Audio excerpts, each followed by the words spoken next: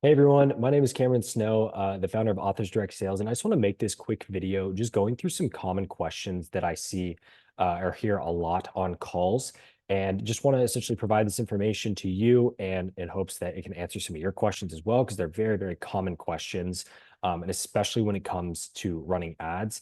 I've even faced this too before when I was getting into actually running ads, and so it's very important to remember this when you're running ads because it's really going to help with your results as well. Just knowing when these things naturally happen and knowing that it's not something that maybe messed up. So, getting into the very first one, this is probably the most common question that I get. And I just kind of want to dive into this a little bit more to really explain it is why you're seeing ebbs and flows with your sales.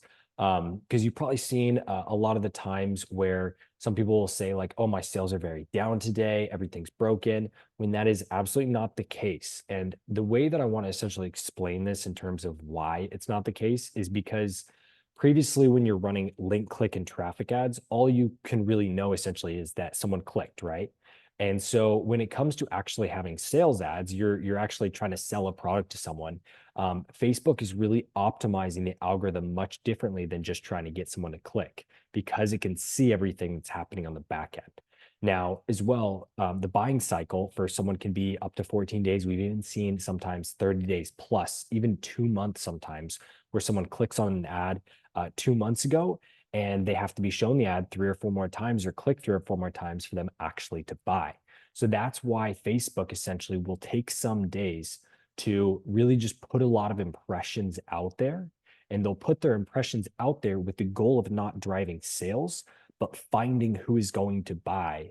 And then you'll see those spikes in sales. So it's very, very important to remember if your sales are down for one day, even 2 days, um, even 3 days, maybe they're like right underneath break even. It's very important to remember that things are not broken. Things are not broken at all. It's essentially looking and finding people that are going to actually buy from you. Now, one thing that you can do to really help with consistency, of course, is having stronger ads. Because if the ads are not strong enough, the person has to be shown the ad multiple times until they will actually buy. Now, one thing that I would always recommend, I talk about this all the time on calls as well, is it's so important. And even I was actually just talking to an author the other day that's very, very successful. And whenever we hop on our calls each week, what she actually says is she doesn't even look at her results throughout the entire week. She literally just stopped looking at them. And she said it has been probably one of the best things for her mental health in terms of like just not obsessing over the results every day. And she's doing amazing. So it's very, very important. Yes, you can look at the results, but you can't have any emotional attachment to the results on a day-by-day basis. I would highly recommend it. One thing that I would recommend if you do want to look at your sales is looking on a 14-day to a 7-day basis. Because what you can do on a 14 days, you can say, here's my results on a 14-day. It's this cost per result. All right, here's my results on the last 7 days. It's this cost per result. Now, what's the difference? Has it gone up? Has it gone down? If it's gone down, we can slowly start to increase the budget. If it's gone up, we can slowly start to decrease the budget. But that will give you a very clear picture because that's how Facebook is looking to optimize. They're looking to optimize on a week over week basis. Because obviously, you've seen ads being in either learning or they're in active. Um, that active portion is when someone is when Facebook is getting enough conversions that they can have a little bit more consistency. So they put your ads into active. And that's the difference between the learning limited and active. Again, learning limited is not a bad thing. It just means you're really not spending enough. But if you're only spending, say, $20 to $50 per day, you may be in learning limited, and that's completely fine. Because when you are spending less, Facebook doesn't have to essentially try to push out a lot more impressions to find new people to buy. They can really hone in and keep a much more tightened consistency with your sales because they're not spending very much. There's a very big difference between if you're giving Facebook $50 per day versus $1,000 per day, because at $1,000 per day, maybe they have to reach, 20 times more people. So think about that 20 times more people that they're having to reach and find to buy. You have to have a very strong offer. You have to have very good ads that are going to hook your audience in. You're also spending up to that $1,000 per day mark. So you're going to be going up against other advertisers that are also spending $1,000 per day. And typically they're going to also have really strong ads.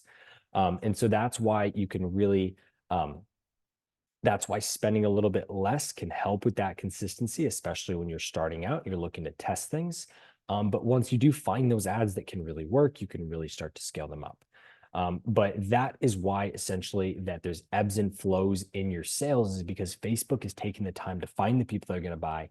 And then some days it'll really target those people and hone in, and you're going to see that spike in sales. Now, it's not a bad thing. It's completely normal. That's just how the Facebook algorithm works. Sometimes, even on those days where you don't see many sales, you could even see more traffic on your site because Facebook is trying to send people to your site for the first time, a lot more people. And they're trying to essentially see, all right, what are they doing on the site? Who's going to buy? Who's taking the right actions that we know that these types of people buy? And now let's target them on this day. Maybe it's a weekend or a specific day during the week. It's really different for everyone. It can be different throughout the weeks too, and then it will really heavily target those people to get them to buy.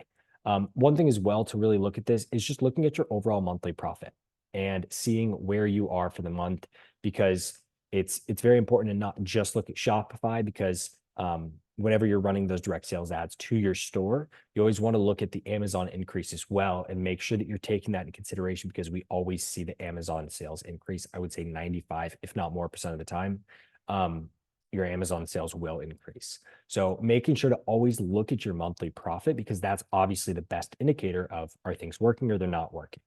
There's been cases where we have decreased ad spend on Facebook because the Shopify sales didn't look as well.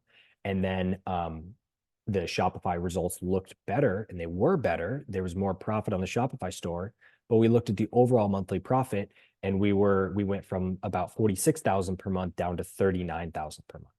And so that's a very good indicator that maybe even if our Shopify results are not that great, even if we're spending more and the Shopify results don't look as great, your overall profit is still going to be better. So very important to always look at your monthly profit. And again, always please remember to look at the results on that 7 to 14-day basis, because you're going to get much, much more accurate data than just looking at things on a day-by-day basis. And then my last example with this as well, in terms of looking at profit on a overall month-by-month basis, is sometimes we've gone ahead and scaled up on Shopify and Facebook, scaling up pretty quickly from about $3,000 per month up to about $20,000 to $25,000 per month. Typically, what we see is if we're spending $3,000 per month, we can easily do about $6,000 to $7,000 on Shopify, because you're not spending very much per day.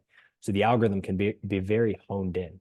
But when we get up to spending $800 to $1,000 per day, we may spend $25,000 on Facebook ads and make back $27,000 on Shopify.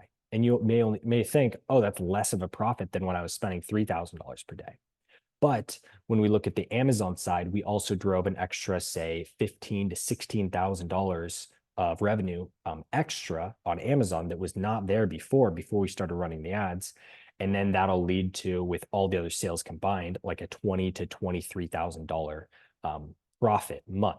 So it's very, very important to look at the overall profit instead of just looking at the Shopify side, because that's very, very common as you continue to scale up. Now, if you do have stronger ads and a stronger landing page, of course, and I'm going to be getting into that in the next point, that will lead to you being able to scale up to those $1,000 per days and maybe making back $1,500, $1,600 on Shopify, and you'll have a lot more profit there. So it is possible to scale up profitably.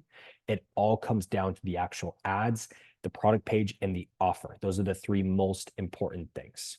And that actually leads me into my next point, is getting into, will my book sell? So I hear this all the time of, will my book sell? Now, if your book is in a niche that has very, very little readers, it's going to be much harder to sell. Not because those people are not on Facebook and Instagram. I would say that probably about 99% of people and readers are on Facebook and Instagram. So your readers are definitely on there. But if your reader base, say out of 100 readers, just general readers, you only would relate with, say, one of them out of 100, it's going to be much harder to sell than if you're in a more popular niche that there's a lot more readers, because there's just a lot more people. If there's a lot more people in the market, it's a lot easier to sell a product to someone. That obviously means there's a lot more demand. Obviously, with a lot more demand, it's a lot easier to sell a product. Now, will my books sell? So your reader base, we know that they're on Facebook and Instagram. So what does it come down to? It comes down to the ads, the product page, and your actual offer. Those are the three most important things. Because if your ads are not good, then no one's going to click and see your product page or your offer. Now, if your ads are good and they click, you get them to click and they're excited, but the product page is not good and it doesn't match what the ads say, then they're going to leave. And then as well, it really all does come down to the actual offer. If you ever think of, I like to give this example that if say you were to run a Facebook ad where you put in your email and you got a free car right away.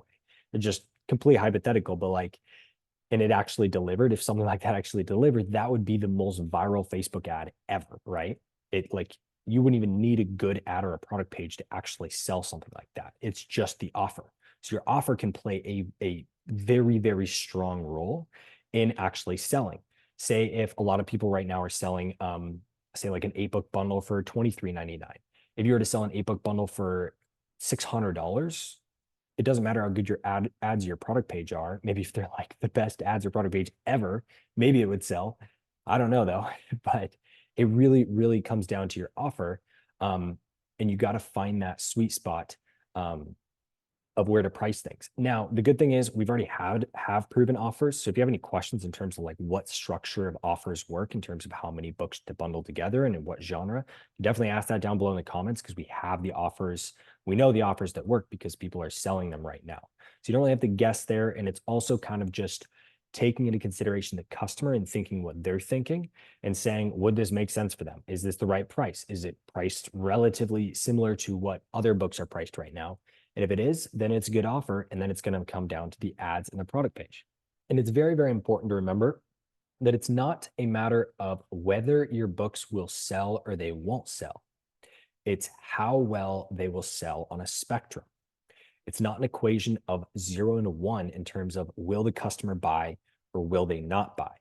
We want to think about it in terms of 0 to say 100. Say 100 being they're your absolute most loyal customers. They buy right away because it's the perfect ad, the perfect product, the perfect offer, and they buy right away.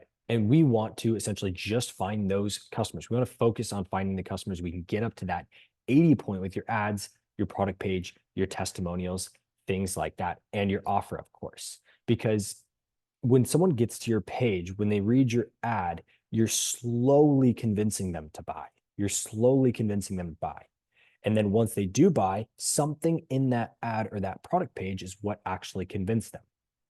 Now, typically it's going to be a combination of those ads, product page, and offer. Obviously, if you have the amazing offer, almost free books, you can see that you can get a really low cost per result because it's a free book. But once you start to increase the price, that's essentially where you're in that 0 to 100 range where you're slowly trying to convince the reader to actually buy.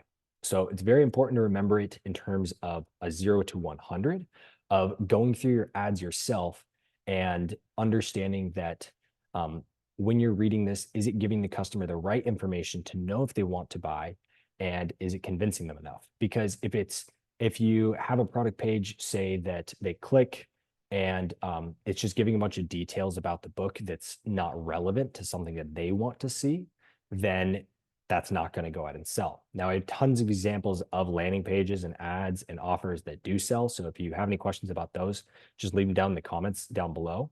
And then you can actually go through those funnels and go through their ads, go through their product page, go through their offer. And you can actually start to understand once you see enough of them and say, all right, well, I'm reading through this ad and it's got this really great scene in the ad copy that like really gives everything that I want to know about this book. And I believe that this book is good for me. And then you click on the product page and it's very nicely laid out. It gives all just the right information and not too much and not too little, because there is such thing as too much information. So you want to give just the right amount, and all of those pieces combined to really be able to actually sell the customer on your books. So your books will sell, but remember to think about it in terms of 0 to 100 and not 0 to 1, in terms of being able to really convince the reader to buy through the buying process. And this works with any product. If you think about it, if you've ever bought a product online, you're not convinced. If you don't know about a product, you don't know that you want to buy it.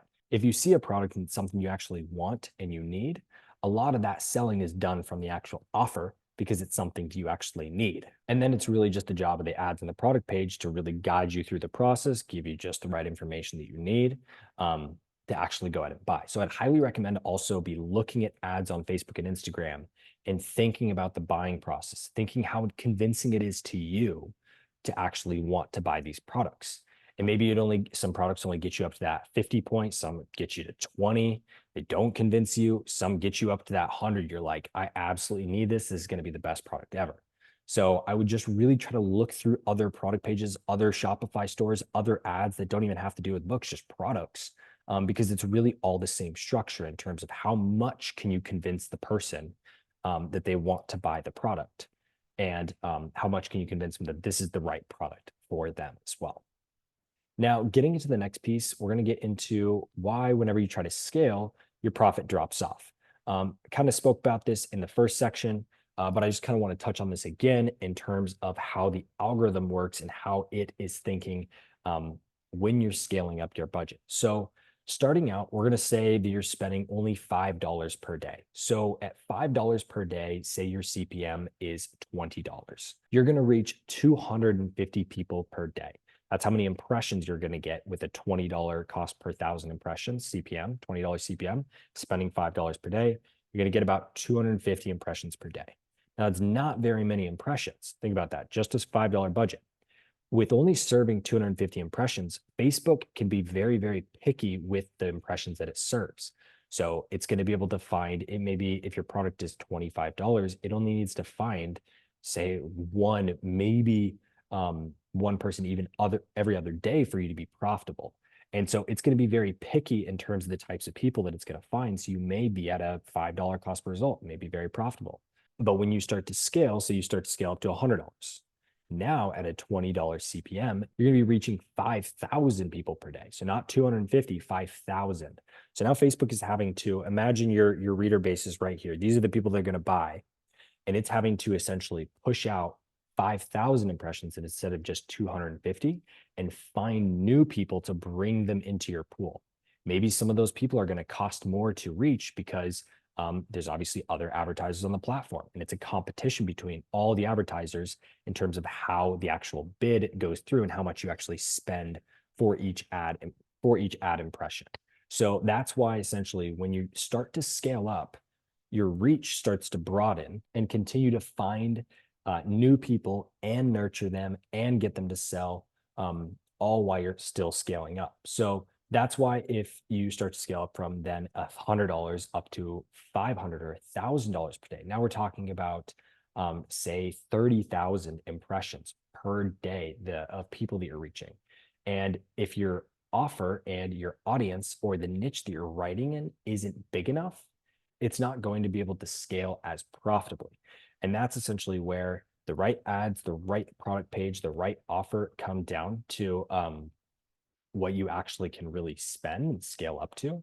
Because it's not a matter of spending $100 and getting a $20 cost per result, spending $1,000 and getting a $20 cost per result. It's a very different thing because again, you're spending $1,000, you're going up against other advertisers that are spending $1,000 as well.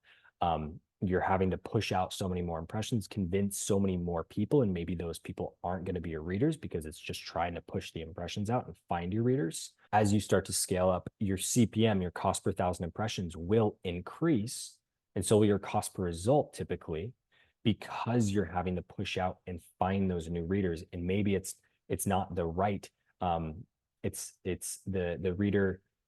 It costs more to reach that reader or that person, because at $5 per day, they know exactly who to target. They know who wants to read your books. They're going to serve it to just them at only $5 per day. But at $1,000 per day, it has to find new people. So that's why it's very important to remember that when you do scale up, the profit will slowly drop off. The best way to combat that, though, is better ads, better product page, better offer. So very, very important to remember. Also important to remember, too, is that when you are launching up new ads, more ads does not always help. Typically, it will not help. Quantity or quality is what will actually help. So say if you have a campaign that's got 5 ads in it, typically if you're following the process, all of those ads should have the same ad copy in there. Now, what you want to go ahead and do is that if that campaign starts dropping off, typically what you can go ahead and do is launch up new ads, keeping that same ad copy and switching up the creative. Because remember, Facebook is a very creative based advertising platform. So you can switch up the creative, and typically that will help with driving more sales, but you have to make sure that the creative um, is stronger than the previous ones. Now, what does stronger mean? Well, stronger would mean that it hooks the audience better. So, say if you can hook twice as many people, that's twice as many people that are going to be seeing your ads. It may not double your sales, but it could 1.5x your sales with a stronger ad. So it's very important to remember that just say like dropping in a bunch of new ads is not going to be um, the case. It's really going to take dropping in a more quality of ads, finding ads that are going to hook their attention, and how you can just go to the Facebook ad library, check out other ads, see what actually catches your attention. That's honestly what the best authors are doing is they're doing research. They're looking at content. It's not taking content from other people because the content styles are always changing. And the best authors are staying up to date as quickly as possible with what content is working and how can I make this style of content for myself as well. And then dropping in those quality ads are what's actually going to help your campaign. Now, in the example that say if you're spending with those 5 ads in that campaign, you're spending $100 per day at a $20 cost per result, and you try to scale up to $200 per day, and your cost per result goes from 20 up to 30, which is very, very common when you start to scale up. The best way to combat that is dropping in some new ads that are stronger, that catch more people's attention, and those are what can essentially drop your cost per result. Even if you're spending 300 now at a $30 cost per result, you could drop it back down to a 20 while spending 300 as well. That's really our goal when we drop in new ads, or say if we create a whole new campaign, if the whole campaign is essentially starting to fall down, we can create a new campaign with stronger ads, stronger ad copy, and we can launch that up separately. And that also can help drop your overall cost per result because that's really what matters is what your overall cost per result is across all of your ads. So very, very important. Again, drop any questions down below as well. If you have any questions about this, any specific questions, I want to essentially do my best to explain it to you. But if you do have any specific questions, please do drop those below. Now, the very last portion is something that I've heard quite a few times, is when you're thinking about your ads and your results and thinking about looking at your cost per result, your ads, everything like that. I have heard that there is a lot of belief that maybe my books won't sell. It's kind of want to touch on this point of like my books won't sell, my content won't sell, people don't like my content, things like that. These negative thoughts that can come up, especially when you're talking about something new and you're jumping into something new like direct sales. And I always just want to point out that a thought is really just a thought. Like if you have a thought and say my books, I don't think my books are going to do good, or I don't think this book is very good, or I don't think this ad copy is very good. That's purely just a thought. It's simply just a thought. That's all of it is. It's just a thought in your brain that you are thinking that you think that this ad copy is not good. And I will say that if you think this ad copy is not good, these ads aren't good, they're probably not going to be very good. If you're trying to write ad copy and you're thinking, oh, I'm so bad at writing ad copy, it's probably not going to be the best ad copy.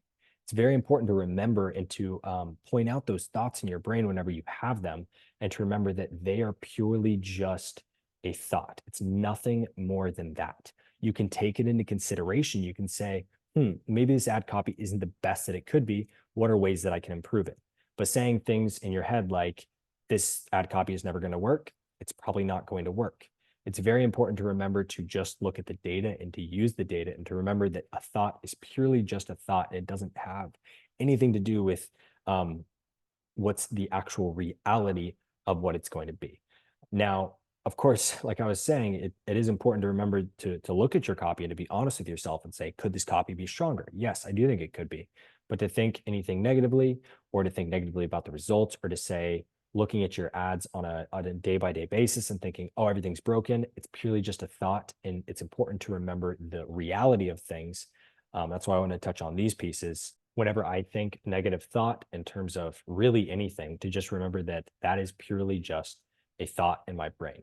Maybe I'm thinking more negatively right now, and I just have to shift that up in my brain because You control your thoughts. That's kind of the greatest part about it is you can control your thoughts and you can put yourself in the right mindset. And I will say that most successful authors that I have seen have the right mindset and they use this. They use that a thought is just a thought because they don't let it affect them. They look at the data, they understand what they're doing right now, and they understand what's the number one thing that I should be doing right now that will help my business. And that's purely what they do. And then they just do it. They don't think twice about, will this work for me? I don't know if this will work for me. Um, and this can really go for anything, direct sales, literally anything. So I would just always try to recommend so I would always highly recommend to remember that. It's just tremendously helped me. So I just want to share it with everyone else as well. And please make sure to drop any questions down below as well. I would be super happy to answer any questions, talking about different offers, um, talking about the sales cycles, talking about how to scale and what you're typically seeing. I just want to give these examples. And if you do have any specific questions that I did not cover, please make sure to drop those down below. And as well, the email list that I was speaking about and put that out there. I'm currently building that out. I'm looking to build more videos like this to really incorporate with the email list. So you actually have a video to go along with it. So that it's not just reading it. You can actually, I can give real life examples and examples that are happening right now.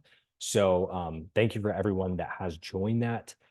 Those are coming soon. And I really just want to provide as much value out there to as many people to help you all drive more sales and to grow your business and to essentially be able to grow month over month. That's the entire goal. So I thank you so much for watching and thank you for your attention.